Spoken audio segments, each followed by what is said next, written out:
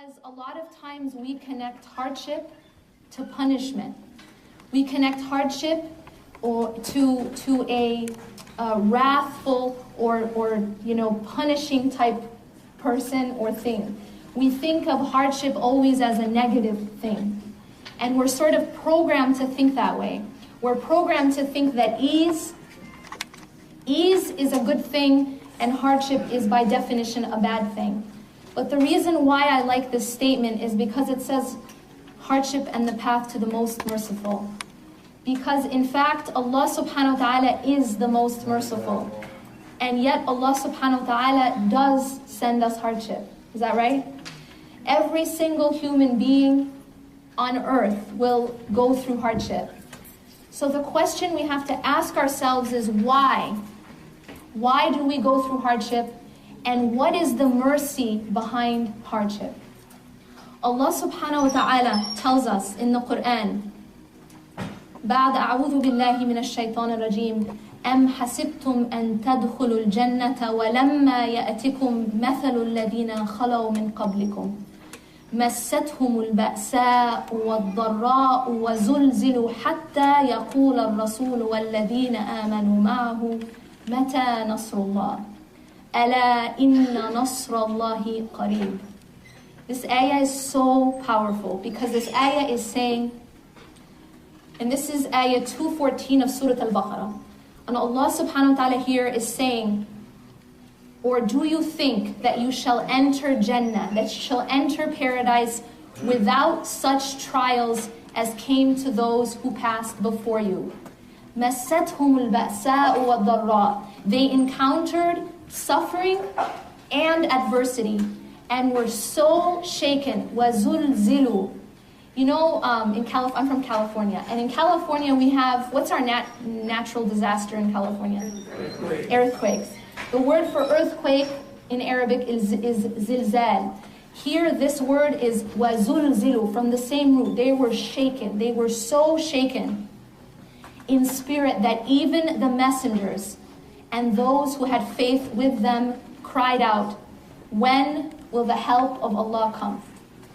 And then Allah subhanahu wa ta'ala ends this ayah by saying, giving us hope and saying, Ala inna nasrullahi qareeb. Indeed, verily, the help of Allah subhanahu wa ta'ala is near. So the beginning of this ayah is making us realize that we are not the first people to ever be tested.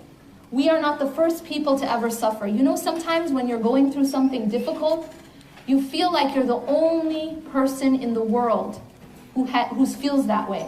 You're the only one in the world who's going through what you're going through. And although everyone experiences things differently, but are we the only ones in the world who suffer? What happens sometimes by feeling that way is we become isolated. Because we feel that I'm alone in my pain, or I'm alone in my hardship. But this isn't true. First of all, we are not the first to be punished, to be tested, to suffer, and we are not the last. And while we are going through our hardship, others are also going through hardships. And this is something that I'll go on to talk about. Allah subhanahu wa ta'ala talks about also in Surah Al-Imran. And then after telling us this, that we are not the first, it's not unique what we're going through. It's not unique that we are going through hardship. But that even before us, there were people who were so tested and they were so shaken that even the messengers and those who believed with the messengers cried out in the same way that we sometimes cry out when things are really hard. Mata nasrullah. We have, our heart is asking, Mata nasrullah. Where is the help? When is the help of Allah subhanahu wa ta'ala coming? And then Allah here is answering that question and saying, Ala inna nasrullahi qareeb. Indeed, the help of Allah subhanahu wa ta'ala is near. So this not only comforts us because it tells us that we're not alone. We're not the first and we're not the last to go through hardship.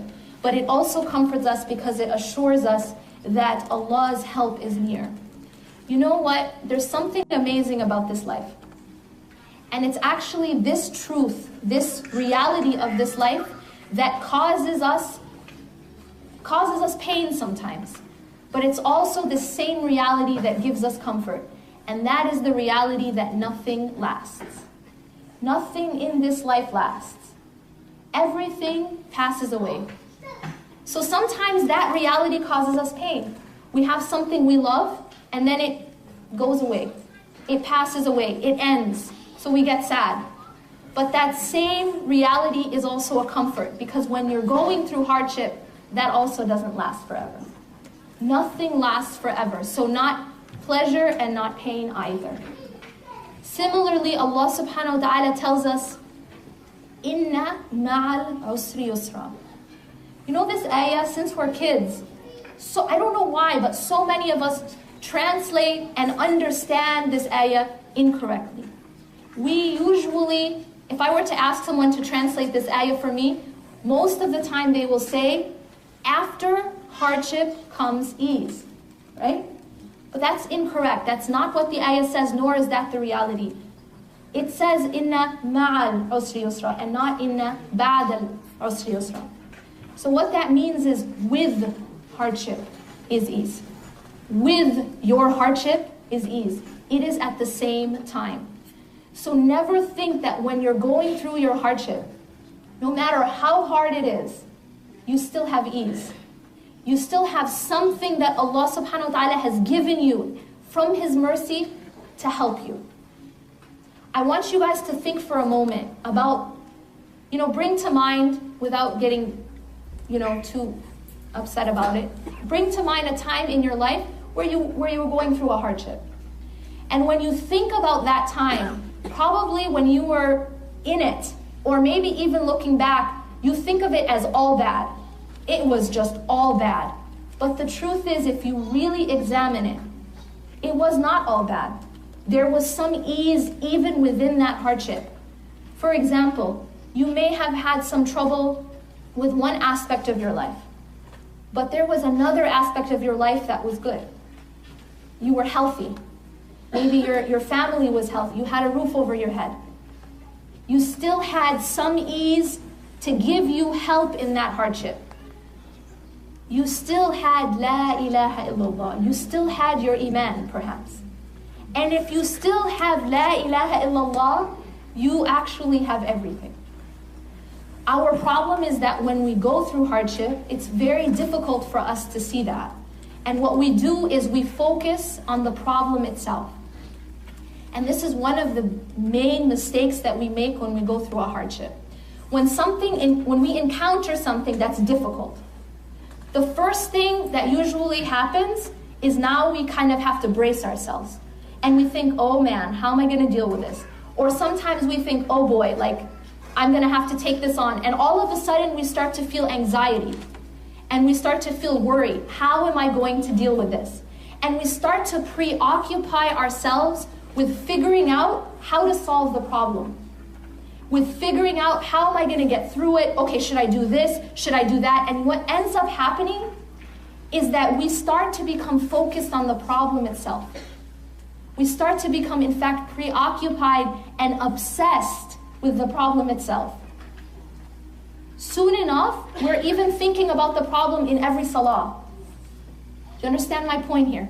So now, instead of looking to the one who can solve our problem and seeking Him to help us, we're trying to solve the problem ourselves.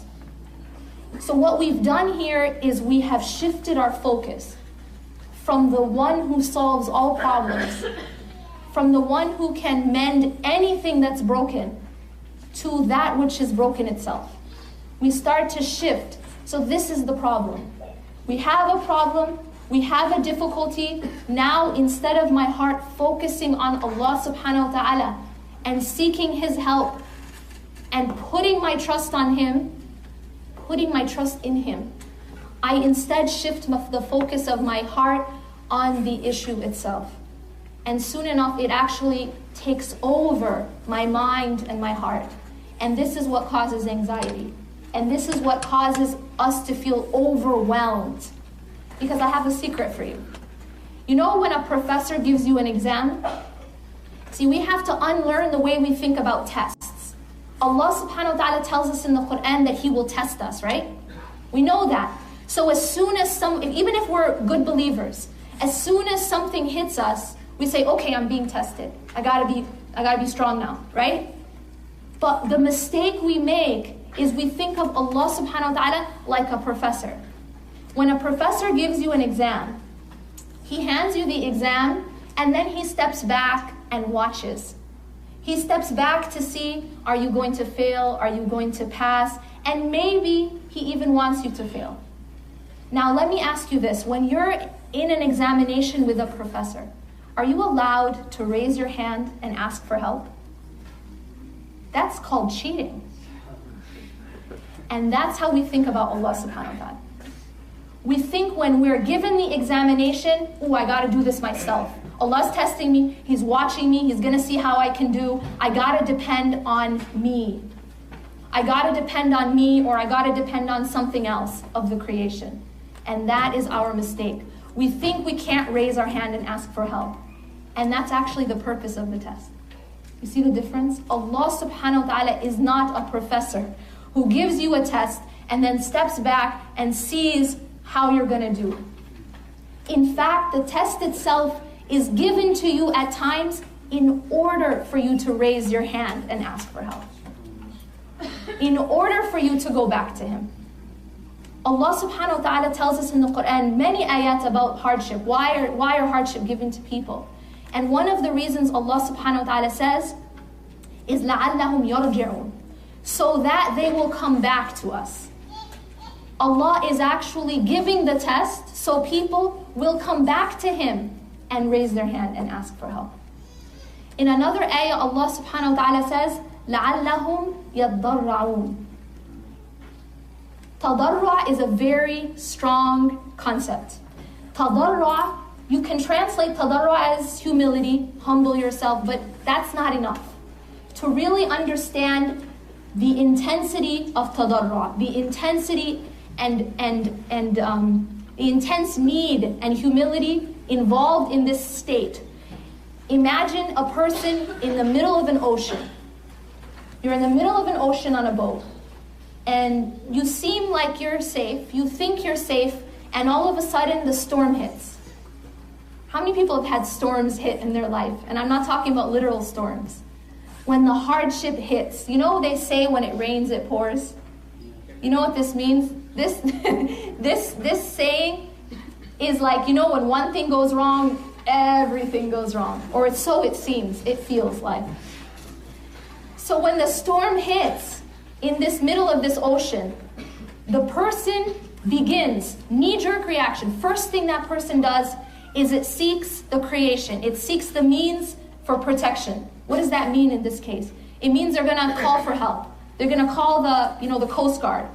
But only when that doesn't work, they look for the next means. Now they're going to look for the lifeboat. But all the lifeboats are damaged. Now they're going to look for the life jacket. But all of the life jackets are also lost. Now they have exhausted every single means, every single avenue of the creation. Now what do they do when nothing else can work? Ya Allah. And this is what we do.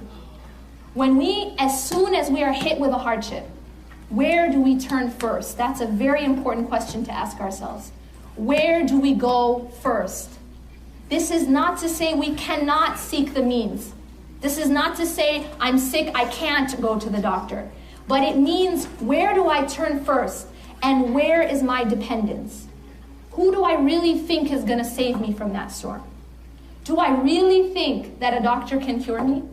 Do I really believe that the medicine is curing me? Because if I do, I have been fooled. I have been deceived by the means.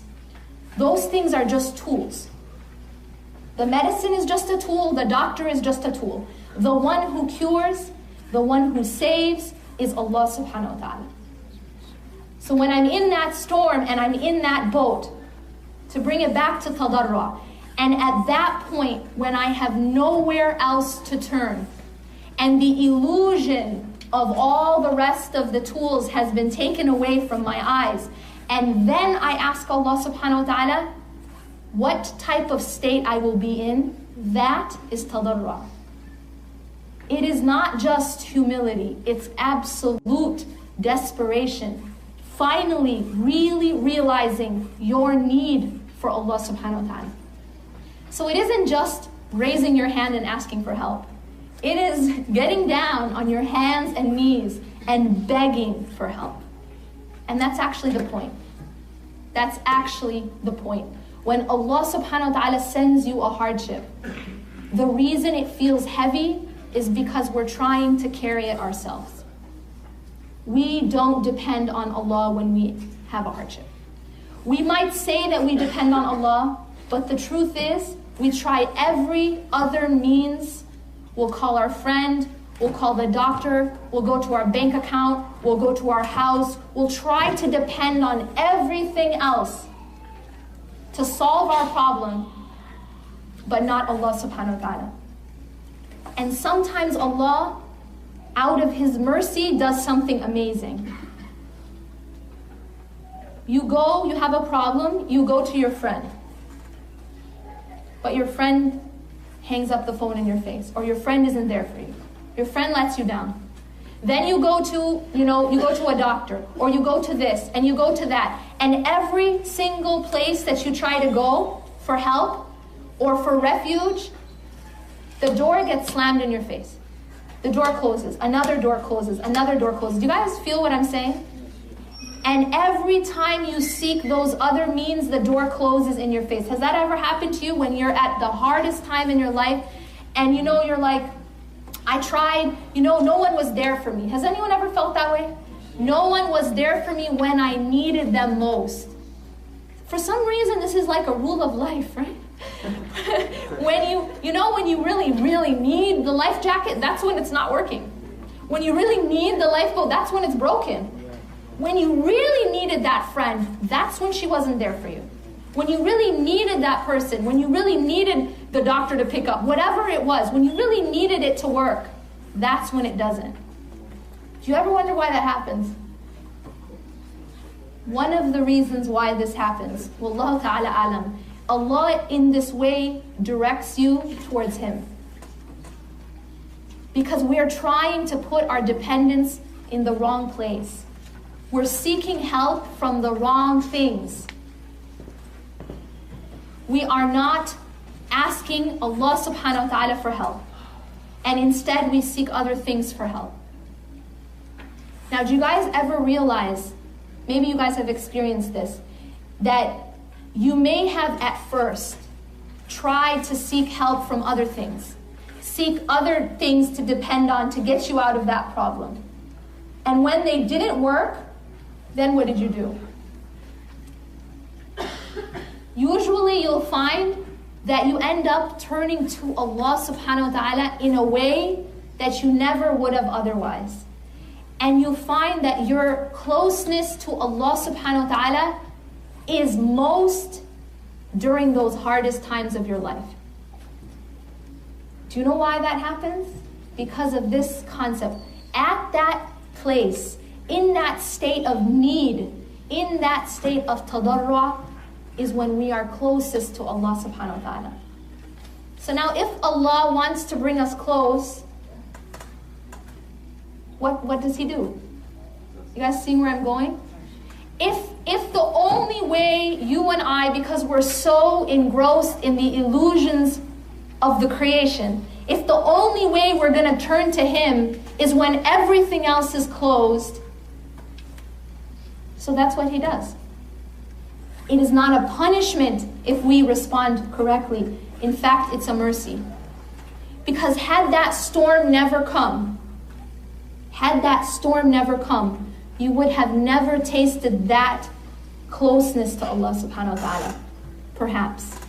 Some people may, but most people, unfortunately, get very deceived by ease. And Allah tells us this in the Quran, that when the storm hits in the middle of the ocean and the waves are like mountains surrounding them, that's when they call on Allah subhanahu wa ta'ala in a state of tawheed. Now the tawheed happens. Allah brings us to tawheed in that situation. We're no longer asking from anyone else because no one else can help us.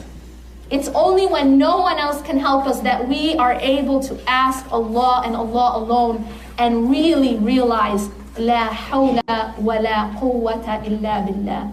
That there is no change in state, no power, no strength, except by Allah subhanahu wa ta'ala. And sometimes it takes a storm to make us realize that. But then Allah tells us that as soon as that person is saved and he goes to the shore, now things are easy again. What do we do? Just think about yourself. What do you do? Once that hardship, Allah subhanahu wa ta'ala has saved you from it. What do you do? Be honest. Are you still asking Him in the same desperate, humble way? No. In fact, we turn away from Allah subhanahu wa ta'ala and we become again distracted with our many distractions. Am I right? That is the way we are. So it is within the hardship itself that we are directed to Allah subhanahu wa ta'ala. But what we have to do is this. Even in the ease, we need to not be deceived. A lot of people think that tests only come in the form of hardships. But do you know that an even greater test, perhaps, than hardship is the test of ease? Why is that? Remember I said on shore we're farther from Allah? Because when we're given ease, it's even harder. That's why it's even harder to turn completely to Allah. That's why ease can be even a harder test than hardship. It's as if the hardship it's like a multiple choice test. But there's only one right answer. There's only one option and it's the right answer. You get what I'm saying? Because Allah gives you the hardship and closes every other avenue of help. So basically, He's giving you a multiple choice exam with only one option, and it's Allah. So it's the right answer. Then as soon as you get into the ease, now you have lots of options in the multiple choice test. Now the question is there, but the answers are many. Your money, your status, your spouse, your friend, your father, your mother. You guys understand? And those are the things that we become distracted with. And those are the things that we begin to love more than Allah subhanahu wa ta'ala. But that happens during ease often. So the test of ease is sometimes more difficult than the test of hardship. Now in talking about some of the other reasons why Allah subhanahu wa ta'ala gives us hardship, Allah subhanahu wa ta'ala also speaks about something called tamhiz. And Allah says in one of the ayats about hardship, لِيُمَحِّصَ اللَّهَ الَّذِينَ آمَنُوا. What that means is Allah subhanahu wa ta'ala sends the hardship in order to make those who believe undergo a process called tamhiz. What's tamhiz? Tamhiz is purification. But it's not just, purification, but more specifically, that's the Egyptian adhan, right? Jersey adhan. So the concept of tamhiz is like what happens to gold. When you want to purify gold, what do you do to it? What do you do to gold to purify it? Melt it. You heat it up. What happens when you heat up gold? You remove all the impurities. Guess what happens when you heat up a believer?